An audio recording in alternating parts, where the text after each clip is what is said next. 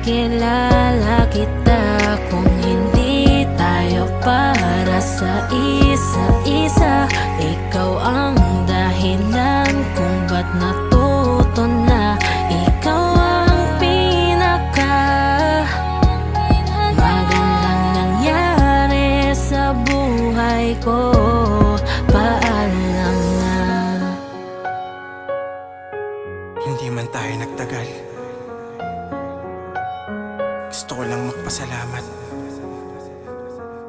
sa lahat ng mga masayang alaala. Mahal na mahal kita.